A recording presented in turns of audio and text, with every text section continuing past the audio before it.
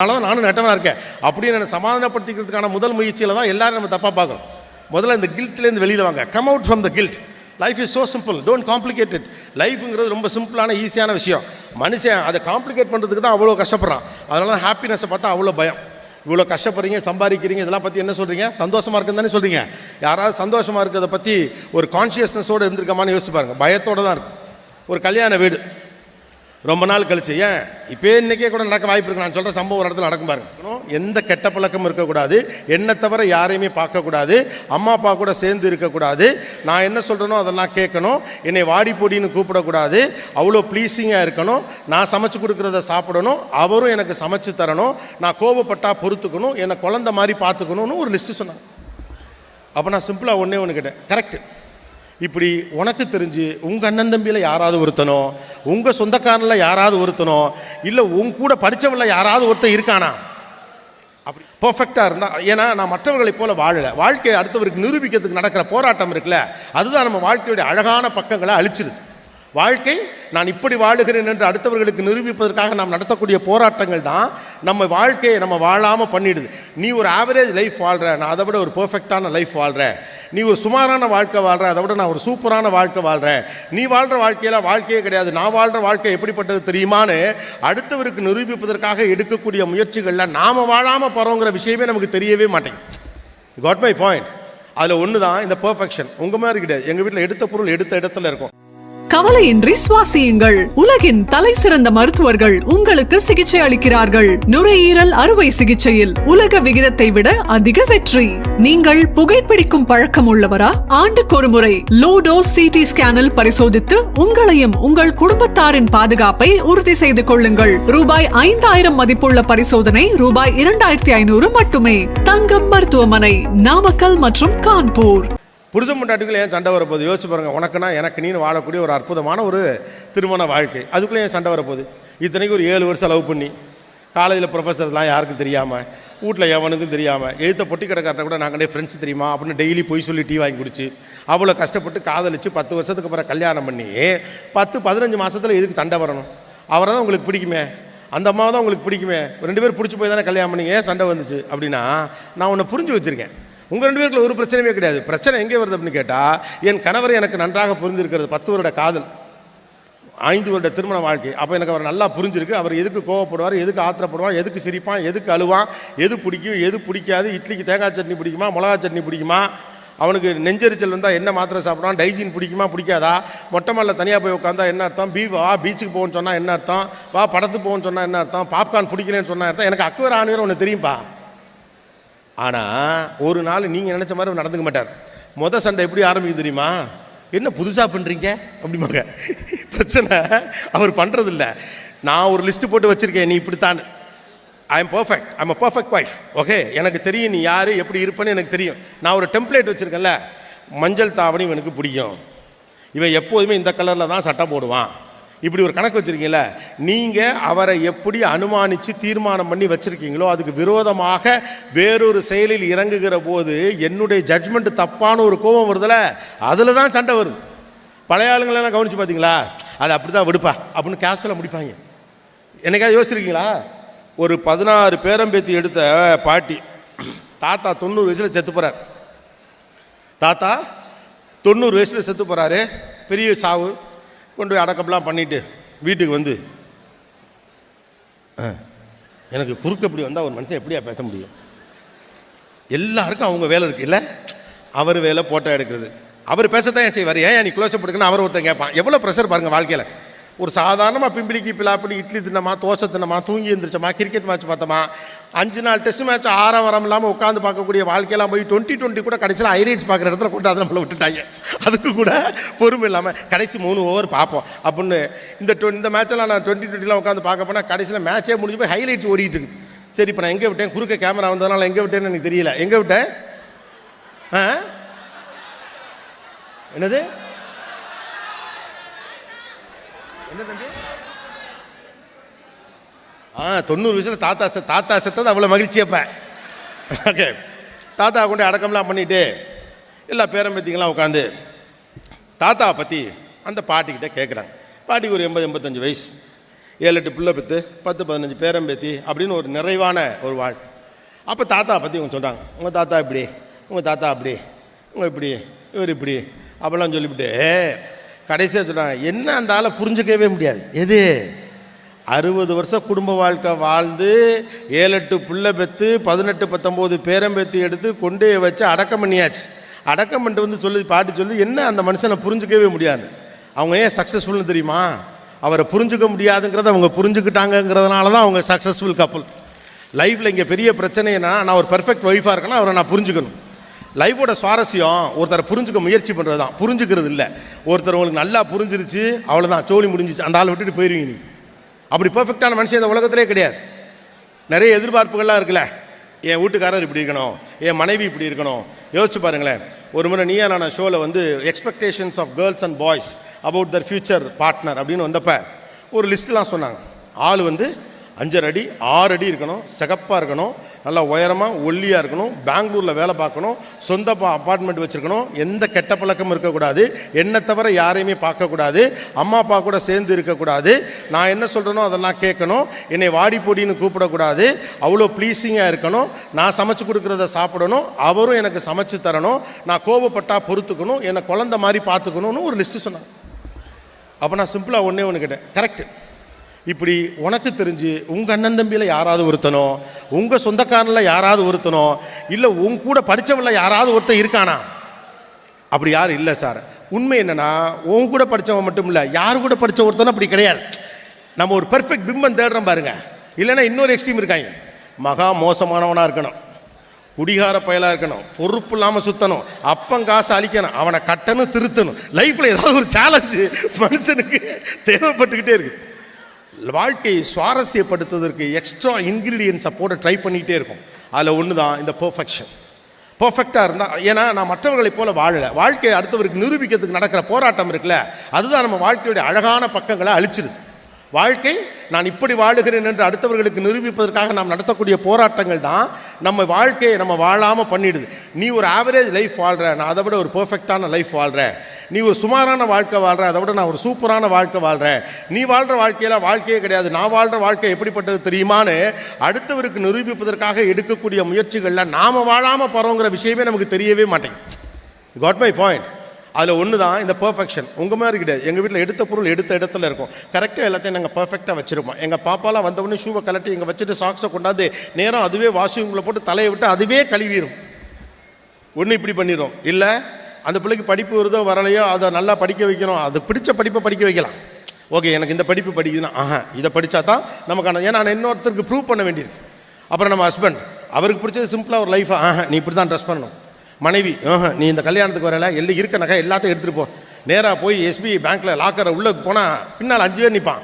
அந்த அம்மா உள்ளே எல்லாத்தையும் போட்டு கண்ணாடியில் போட்டு, என்ன இப்போ காட்டணுமா இல்லையா, எவ்வளோ நகை வச்சிருக்கோம்னு இல்லைன்னு. அப்போ கடைசி வரைக்கும் நம்முடைய வாழ்க்கை எதற்கானதாக இருக்கிறது? யாரோ ஒருவருக்கு நான் யார் என்று காட்டுவதற்கானதாக இருக்கிறது. when you are trying to express who you are to others, you will not express your inner self. நீங்கள் அடுத்தவர்களுக்கு உங்களை காட்ட முனைகிற போது நடக்கக்கூடிய பெரும் ஆபத்து என்னன்னா, நீங்கள் உங்களுக்கு உங்களை காட்டிக்கொள்வதற்கான வாய்ப்பு இல்லாமல் போகிறது. இந்த நம்பிக்கை நமக்கு அதிகமாக இருக்கிறதுனால நம்ம நினைக்கிறது என்ன, அடுத்தவன் நம்மளை பற்றி என்ன நினைக்கிறாங்கிற சிந்தனை நமக்கு மண்டையில் ஏற ஏற ஏற நம்ம எதையெல்லாம் நம்ப ஆரம்பிச்சிடும். ஒரு பக்கம் பெர்ஃபெக்ஷன் எக்ஸ்ட்ரீம்னா, இன்னொரு பக்கம் நம்முடைய அறியாமை இன்னொரு எக்ஸ்ட்ரீம். அடுத்தவர்களுடைய முடிவுகளை பொறுத்து தான் நம்முடைய வாழ்க்கை மீது நினைக்கிறோம். நான் நல்லா இருக்கக்கூடாதுன்னு இவங்க நினைக்கிறாங்க, அதனால தான் நான் நல்லா இல்லை. அவங்க எல்லோரும் சேர்ந்து கருவிட்டாங்க, அவங்க எல்லாம் சேர்ந்து கண்ணு வச்சுட்டாங்க, காது வச்சுட்டாங்க, காலை தூக்கி கழுத்தில் வச்சுட்டாங்க, அவங்கெல்லாம் நான் நல்லா இருக்கக்கூடாதுன்னு நினச்சிட்டாங்க. ஆக்சுவலாக ஒன்று மட்டும் சொல்கிறேன், அடுத்தவன் நீங்கள் நல்லா இருக்கக்கூடாதுன்னு நினைக்கிறதுனால நீங்கள் நல்லா இல்லாமலாம் போகவே முடியாது. உங்களை பற்றி அதிகமாக சிந்திப்பது நீங்கள் தான். ரைட்டா? அடுத்தவன் சொல்கிறதெல்லாம் அப்புறம் இருக்கட்டும், அடுத்தவன் உங்களை பற்றி என்ன இமேஜ் வச்சுருக்காங்களா அப்புறம் இருக்கட்டும், உங்களை பற்றி நீங்கள் என்ன இமேஜ் வச்சுருக்கிறீங்க? நான் பாவம், நான் ரொம்ப சோகம், எனக்கு மட்டும் ஏன் இப்படி நடக்குது? நீங்கள் கோயிலில் மட்டும் போயிட்டு எல்லோரும் வேண்டுறது வெளியில் கேட்குற மாதிரி ஒரு ஏற்பாடை மட்டும் பண்ணுங்களேன். பூரா பேர் சாமிகிட்ட என்ன சொல்லலாம், என்னை மட்டும் ஏன்டா இப்படி கொடுமைப்படுத்துற அப்படின்னு தான் எல்லாம் கேட்டுக்கிட்டு இருப்பாங்க. எல்லாம் நம்ம என்ன நினைக்கிறோம், எல்லா பிரச்சனையும் நமக்கு மட்டுமே நடக்குது அப்படின்னு நினச்சிக்கிட்டு இருக்கோம். எல்லாருக்கும் எல்லா பிரச்சனையும் நடக்குது, எல்லாருக்கும் எல்லா பிரச்சனையும் நடக்குது. கடவுள் மட்டும் டக்குன்னு அவரும் மைக்கை பிடிச்சி பேசுகிற கண்டிஷன் வச்சுங்களேன், டே பூரா பேர் ஒரே டிசைனில் வேண்டாதீங்கடா, வெறுப்பாக இருக்குடா, மாற்றி மாற்றி வேண்டுங்கடா அப்படிங்கிற லெவலில் இருக்கு. கடவுளை என்ன மட்டும் ஏன் சோதிக்கிறேன், கடவுளை என்ன மட்டும் ஏன் சோதிக்கிறேன்? அப்போ நம்ம நினைக்கிறோம் நமக்கு நடக்கக்கூடிய எல்லா விஷயங்களும் அடுத்தவர்களால் நடக்குதுன்னு. கிடையாது. அடுத்தவர்களுடைய எண்ணம் உங்களை சீரழித்து விடும் என்று நீங்கள் நம்புகிறீர்கள்னா அந்த அம்மா கண்ணு வச்சிச்சு உருப்படாது அப்படின்னு நீங்கள் சொல்கிறீங்க. அது வாய் வச்சிருச்சுல நடக்காது அப்படின்னு சொல்கிறீங்க. நம்ம நல்லா அப்படியே ஊற்று பார்த்துட்டு போச்சு, வரையில இடிச்சு கால் இடறிடுச்சு அப்படிங்கிறீங்கல்ல. அடுத்தவர்களுடைய எண்ணமே உங்களை கொன்றுவிடும் என்று நீங்கள் நம்புவது உண்மையாக இருந்தால், அடுத்தவர்களுடைய சிந்தனைகளே உங்களுடைய வளர்ச்சியை தடுத்து விடும் என்று நீங்கள் நம்புவது உண்மையாக இருந்தால், உங்கள் சிந்தனை உங்கள் வளர்ச்சியை எந்த அளவுக்கு கெடுத்து விடுங்கிறதை நீங்கள் புரிஞ்சுக்கணுமா இல்லையா? நீங்கள் சரின்னு நினச்சாலும் சரி, தப்புன்னு நினச்சாலும் சரி, நீங்கள் என்ன நினைக்கிறீங்களோ அதுதான் சரி. ஏன்னா நீங்கள் நினைக்கிறது தான் நடக்கும். The most powerful thing is not somebody's thoughts, that is your inner thoughts. நாம் பெரும்பாலும் நம்ம இன்னர் தாட்ஸை பற்றி கவலைப்படுறதே கிடையாது. அதை கண்டமேனிக்கு வச்சுக்கிறது. என் வாழ்க்கை எப்படி போகுது, எவ்வளோ நல்ல வாழ்க்கை கிடைச்சாலும் அனுபவிக்கலாம் இல்லை. நம்மளுக்கு அனுபவிக்கிறது ஒரு பயம். அதான் நான் சொல்ல, நம்ம வாழாமல் வாழுவதற்கு பேர் வாழ்க்கை என்று ஒன்று வச்சுருக்கோம். ஆனால் பயங்கரமான தத்துவங்கள்லாம் வச்சுருக்கோம். நமக்கு வாழ்க்கையை பற்றி ஏகப்பட்ட கற்பிதங்கள்லாம் உண்டு. தினந்தோறும் காலையில் வாட்ஸ்அப்பில் வாழ்க்கைனா என்னென்னு தெரியுமான ஒரு தத்துவம் வந்தால் அது ரோசாப்பூ படம் போட்டு லைக்கு போட்டு அனுப்புறது. ஆனால் வாழ்க்கைனா என்ன நம்ம புரிஞ்சுக்கிறதே கிடையாது. வாழ்க்கைங்கிற ஒரு டெம்ப்ளேட் இல்லை. உங்கள் வாழ்க்கை வேறு, என் வாழ்க்கை வேறு. இப்போ கூட நீங்கள் கேட்டிங்கல்ல, இவர் கோட்டு போட்டு வரலையா, ஒவ்வொருத்தருக்கும் அடுத்த ஒரு வாழ்க்கை குறித்து ஒரு கற்பிதம் இருக்குது. கோபிநாத் தூங்கும்போது கூட கோட்டு போட்டு தான் தூங்குவார் நம்புறவங்களாம் இருக்க வாய்ப்பு இருக்குது. அவர் வீட்டில் ஒரு ரேக் இருக்கும், அதை திறந்தீங்கன்னா பச்சல், ப்ளூ, மஞ்சள், சிகப்பு, வானவெளியில் இருக்கும் 7, 6 என்னது எத்தனை நேரம் இருக்குது தெரியல, அவ்வளவு கலரில் ஒரு கோட்டு வச்சுருப்பார். எங்கிட்ட சொந்தமாக ஒரு கோட்டு கூட இல்லைங்கிறது யாருக்குமே தெரியுமா? எங்கிட்ட இருக்க ஒரு கோட்டு கூட என்கிட்ட கோட்டே இல்லை. தமிழ்நாட்டில் கல்யாணத்துக்கு கோட்டு போடாத ஒரே ஆள் நான் தான். நான் கல்யாணத்துக்கே கோட்டு போடல. அப்போ வாழ்க்கை குறித்து சில கற்பிதங்கள் இருக்குது. அடுத்தவன் எப்படி வாழ்கிறாங்கிற பாதி நேரம் அதில் போயிடுது. அடுத்தவன் என் வாழ்க்கை குறித்து என்ன நினைப்பாங்கிற கற்பனையில் பாதி நேரம் போயிடுது. இந்த life is so simple. Just enjoy, just go with the flow that you guys are doing bet. நல்லா தான் பண்ணிட்டு இருக்கோம். நம்ம எல்லாரையும் ஒரு கில்ட்டுக்குள்ளே இந்த உலகம் தள்ளிக்கிட்டே இருக்குது. உலகத்தின் ஆகப்பெரிய அரசியல் என்பது என்னன்னா, உங்களை ஒரு குற்ற உணர்விலே வைத்திருப்பது. நிறுவனங்கள் உங்களை குற்ற உணர்விலே வச்சிருக்கும், கம்பெனிகள் உங்களை குற்ற உணர்விலே வச்சிருக்கும். ஏன் அப்படின்னு கேட்டால், அப்போ தான் அதை மார்க்கெட் பண்ண முடியும். You are not a good mom, you are not a good wife, you are not a good father, you are not a good student, you are not a good guy, you are not a good person அப்படின்னு உங்களை சொல்லிகிட்டே இருக்கப்போ நீங்கள் கில்ட்டில் இருப்பீங்க. ஒரு குற்ற உணர்வில் இருக்கவன் தப்பிக்கத்தான் பார்ப்பான், சாதிக்கன்னு நினைக்கவே மாட்டான். We are good people. முதல்ல நம்புங்க. நம்ம அடுத்தவனையெல்லாம் கெட்டவன் நினைக்கிற ஆரம்பிச்சிட்டோம்னாவே நம்ம என்ன நினைக்க ஆரம்பிச்சிட்டோம், நான் கெட்டவன் நினைக்க ஆரம்பிச்சிட்டோம். அடுத்த எல்லாரும் ஏன் கெட்டவன் நினைக்கிறோம், அவெல்லாம் கெட்டவன் இருக்கான், அதனால தான் நானும் கெட்டவனாக இருக்கேன் அப்படின்னு என்னை சமாதானப்படுத்திக்கிறதுக்கான முதல் முயற்சியில் தான் எல்லாரும் நம்ம தப்பாக பார்க்கணும். முதல்ல இந்த கில்ட்லேருந்து வெளியில் வாங்க. Come out from the guilt. Life is so simple, don't complicate it. லைஃபுங்கிறது ரொம்ப சிம்பிளான ஈஸியான விஷயம். மனுஷன் அதை காம்ப்ளிகேட் பண்ணுறதுக்கு தான் அவ்வளோ கஷ்டப்படுறான். அதனால தான் ஹாப்பினஸை பார்த்தா அவ்வளோ பயம். இவ்வளோ கஷ்டப்படுறீங்க, சம்பாதிக்கிறீங்க, இதெல்லாம் பற்றி என்ன சொல்கிறீங்க, சந்தோஷமாக இருக்குன்னு தானே சொல்கிறீங்க. யாராவது சந்தோஷமாக இருக்கிறத பற்றி ஒரு கான்ஷியஸ்னஸோடு இருந்திருக்கமான்னு யோசிச்சு பாருங்க. பயத்தோடு தான் இருக்கும். ஒரு கல்யாண வீடு ரொம்ப நாள் கழிச்சு, ஏன் இப்போ இன்றைக்கே கூட நடக்க வாய்ப்பு இருக்குது, நான் சொல்கிற சம்பவம் ஒரு இடத்துல நடக்கும் பாருங்க.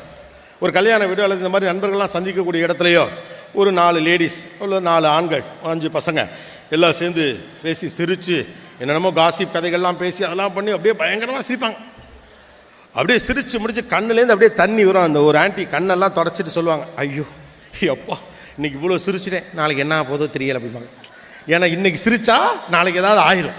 நேற்று அழுதிங்களே, அப்போ நாளைக்கு சிரிப்போன்னு நினச்சிங்களா? லைஃப்பை ரொம்ப பிளான் பண்ணாதீங்க. You guys are trying to be expert in life, including me. ஒரு லைஃபோட எக்ஸ்பர்ட்டாக இருக்கணும்னு பார்க்குறோம். லைஃபோட சேர்ந்து வாழுங்க. அதுக்கு ஒரு நான் யூகோஸ்டிக் மைண்ட் இருக்கணும். லைஃப் அப்படி தான் இருக்கும், முன்ன பின்ன தான் இருக்கும், சில மனுஷன் அப்படி தான் இருக்கும் அப்படின்னு ஏற்றுக்கிட்டு போயிட்டே இருங்க. லைஃப்பில் நாளைக்கு கஷ்டம் தான் வரும்னு கவலைப்பட்டு வாழ்க்கையை காம்ப்ளிகேட் பண்ணிக்கிறத விட வந்தால் பார்த்துக்கலாம் நம்பிக்கையோட பொண்ணு இருக்குல்ல, அதுதான் சூப்பர் லைஃப். பெரிய அளவுக்கு திட்டமிடல் இல்லாமல் தன்னுடைய வாழ்க்கை குறித்த பயம் இல்லாமல் வாழ்ந்த நம்முடைய அப்பாக்களின் தலைமுறை அற்புதமான தலைமுறை. நீங்களாம் ஒரு பிள்ளை 2 பிள்ளை இல்லையா? இங்கேயே 5-6 அக்கா தங்கச்சியோட பிறந்தவங்களா இருப்பீங்கல்ல, 4-5 அண்ணன் தம்பி கூட பிறந்தவங்களா இருப்பீங்கல்ல. நம்ம அப்பாக்கெல்லாம் இப்படியா பயந்தாங்க? யோசிச்சு பாருங்கள். அவங்க இவ்வளோ படிக்கலை, இவ்வளோ சம்பாதிக்கலை, இவ்வளோ வசதி வாய்ப்போடு இல்லை, இவ்வளோ எக்ஸ்போஷரும் இல்லை. ஆனால் அப்பாக்கள் ரொம்ப பயந்ததே கிடையாது. என் பிள்ளைகளை என்ன ஆயிருமோ அப்படின்னு நடுங்கினதே கிடையாது. 4-5 பிள்ளைங்க இருக்கும், சர்வசாதாரணமாக இன்ட்ரடியூஸ் பண்ணுவாங்க. இவன் மூத்தவன் நல்லா படிப்பான் பாரு, இவன் 2வது நல்லா விளையாடுவான் பாரு, 3வது ஒருத்தன் இவன் எதுக்குன்னே தெரியலை அப்படிம்பார், 4வது இவன் வாத்தியாரை சண்டைக்கு போகிறாங்க, இவன் என்னங்க இப்படி பெரிய பிரச்சனைக்குள்ளே ஆளாக இருக்கான். சிம்பிளாக பார்ப்பார். 4 பேரில் ஒருத்தனை நல்லவன் ஒருத்தன் கெட்டவன்லாம் அவர் பார்க்க மாட்டார். 4 பிள்ளையும் பொழைச்சிக்கும்னு அவர் நம்புவார். நம்புங்க. இந்த லைஃப் அதுக்கான சோர்ஸஸ் எல்லாத்தையும் வச்சுருக்கோம். ஒரு சின்ன ஜாம் ஷாஷே பாக்கெட்டில் நம்ம வாழ்க்கை எப்படிங்கிறதுக்கு ஒரு சிம்பிள் எக்ஸாம்பிள் சொல்கிறேன். ஹோட்டலுக்கு நீங்கள் போகிறீங்கன்னு வச்சுங்களேன், அவன் சாப்பாடெல்லாம் கொண்டாந்து ஜாம் பாக்கெட் வைப்பான் ப்ரெட்டோட. அந்த ஜாம் பாக்கெட்டை கரெக்டாக பிரித்தவன் 1000ல் ஒருத்தன் கூட கிடையாது. சின்னதாக ஒரு கட்டு வச்சுருப்பான், அந்த இடத்துல அப்படி கிழிச்சா அது வந்துடும். அதை இப்படி இழுத்து மூஞ்சியில் தெரிச்சு வெறியாகி, இவ்வளோ பெரிய கம்பெனிக்கானுக்கு அறிவில்லை, இது என்ன இப்படி வச்சுருக்கானு. பாத்ரூமில் போயிட்டு குளிச்சுட்டு அதுக்கப்புறம் நடுவில் அந்த சோப்பை பிரிக்கிறதுக்கு அவங்க போராடுவோம் பாருங்கள். ஒரு போராட்டம். வாயில் வச்சு கிழிச்சு வாயிலேருந்து ரத்தம் வந்து அந்த சோப்பு கீழே விழுந்து அது மேலே காலை வச்சு அதில் வலிக்கி விழுந்து அந்த கம்பெனிக்கான திட்டு 8500 ஹோட்டலில் ஒரு சோப்பு வைக்கல, நீங்களாம் ஒரு ஆளாடான்னு இன்டர்காமில் கூப்பிட்டு இங்கிலீஷில் பேசி அதில் ஒரு இடத்துல வச்சுருக்கான், இப்படி நீ பிரித்தா வந்துருன்னு. நாம தான் எதையும் நம்பலை. இப்படி சோப்புக்கு கவர் போட்டவன் பிரிக்கிறதுக்கு ஒரு இடம் வச்சிருப்பான், நம்ம கவனிக்கலை. இப்படி ஒரு ஜாம் பாக்கெட்டு கொடுத்தவன் அந்த இடத்துல பிரிக்கிறதுக்கு ஒன்று வச்சிருப்பான், நம்ம கவனிக்கலை. வாழ்க்கையில் சின்ன சின்ன விஷயங்களை கவனிக்காமல் அதெல்லாம் ரொம்ப பெரிய விஷயம் நாமளாக தான் கற்பனை பண்ணிட்டு இருக்கோம். Just go with the flow. Life has its own structure. இந்த வாழ்க்கை அதற்கான எல்லா தரவுகளையும் உங்களுக்கு கொடுத்துருக்கிறது. நீங்கள் தந்தையான பிறகு தந்தையாக பிஹேவ் பண்ணுறதுக்கான அறிவு அது உங்களுக்கு இயல்பாகவே கொடுத்துரும். ஒரு அம்மாவான பிறகு அம்மாவாகிறதுக்கான தகுதி அது இயல்பாகவே கொடுத்துரும். ஒரு ஆஃபீஸ்க்கு நீங்கள் போன பிறகு அதுக்கான டெக்கோரம்குள்ளே செட் ஆகிற அறிவு உங்களுக்கு அது இயல்பாகவே கொடுத்துரும். அது நமக்கு இயல்பாக கிடைக்காது, நீங்களாகவே நம்பிக்கிட்டே இருக்கீங்க. உங்கள் அம்மாலாம் வந்து சொல்லலை. எத்தனை பேர் நீங்கள் காலேஜ் படிக்கல உங்கள் அம்மாலாம் சொல்லியிருப்பாங்க, நீ போகிற இடத்துல என்ன பண்ண போறியோ, ஓ மாமியாக்காரி வாயிலே குத்துவா பாரு, என்ன புள்ள வளர்த்துருக்கேன்னு என்ன தான் அசிங்கமாக பேசுவாங்கன்னு. ஆனால் அதுக்கப்புறம் கல்யாணம் பண்ணி 1 வருஷம் 1.5 வருஷத்தில் உங்கள் அம்மா உங்கள்கிட்டே சொல்லலையா உங்கள் பெருமையா, என் மகளா இப்படி குடும்பம் உண்டான்னு எனக்கு ஆச்சரியமாக இருக்குன்னு சொல்லலை? அதுக்கு எங்கேயும் போய் படிச்சுட்டு வந்தீங்களா என்ன? அது தானாக வரும். ஊர் சுற்றிக்கு திரிஞ்ச போய் அவன் என்னடா சாயந்தரம் 6 மணி ஆனால் கிளம்பி புல்ல அழுகும்ட்டு வீட்டுக்கு போயிடுறான், அவன் பாட்டுக்கு வர்றான் போகிறான், ஆச்சரியமாக இருக்கும். நண்பனை பற்றி பேசுகிறீங்களே, எப்படி நடந்தான்? வாழ்க்கை அதுக்கான எல்லா சுவிட்சையும் வச்சுருக்கு. அந்த இடத்துல சின்னதாக ஒரு கேப் வச்சுருக்கோம், அதாவது அவனுக்கு புரிய வச்சிரும். அந்த சோப்பு பாக்ஸ் எப்படி கிளிக்கிறதுக்கு தெரிய வச்சிரும். ஷாம்பு பாட்டில் எப்படி ஓப்பன் பண்ணணும்னு அதுக்கு தெரிய வச்சிரும். பாத்ரூமில் குளிக்கல வலிக்கி விழுகாமல் குளிக்கிறது எப்படின்னு அதுக்கு தெரிய வச்சிரும். அப்பா ஆன பிறகு அப்பான்னு ஒரு புத்தி அதுவாகவே வந்துடும். அம்மா ஆன பிறகு அம்மாங்கிற புத்தி அதுவாகவே வந்துடும். ஒரு வேலைக்கு போன பிறகு பொறுப்பு தானாகவே வந்துடும். அதுக்கான தகுதி உங்களுக்கு இல்லை. நம்ம பயங்கரமான சூப்பர் டூப்பர் லைஃப் வாழலாம் வாழாய் 5000 life is so simple. It's பிம்பிலிக்கி பிளாகி. Don't complicate it. The one message I just wanted to share you people: give value to your emotions, respect your values, believe in people, believe in the structure of life. Don't try to complicate, don't try to be perfect, just go with the flow. சந்தன காற்று நம் ஜன்னலில் வீசட்டும், சரித்திரம் நாளை நம் சாதனை பேசட்டும். நன்றி, வணக்கம். தேங்க்யூ. கவலையின்றி சுவாசியுங்கள். உலகின் தலை சிறந்த மருத்துவர்கள் உங்களுக்கு சிகிச்சை அளிக்கிறார்கள். நுரையீரல் அறுவை சிகிச்சையில் உலக விகிதத்தை விட அதிக வெற்றி. நீங்கள் புகைப்பிடிக்கும் பழக்கம் உள்ளவரா? ஆண்டுக்கு ஒரு முறை லோ டோஸ் சிடி ஸ்கேனில் பரிசோதித்து உங்களையும் உங்கள் குடும்பத்தாரின் பாதுகாப்பை உறுதி செய்து கொள்ளுங்கள். ரூபாய் 5000 மதிப்புள்ள பரிசோதனை ரூபாய் 2500 மட்டுமே. தங்கம் மருத்துவமனை, நாமக்கல் மற்றும் கான்பூர்.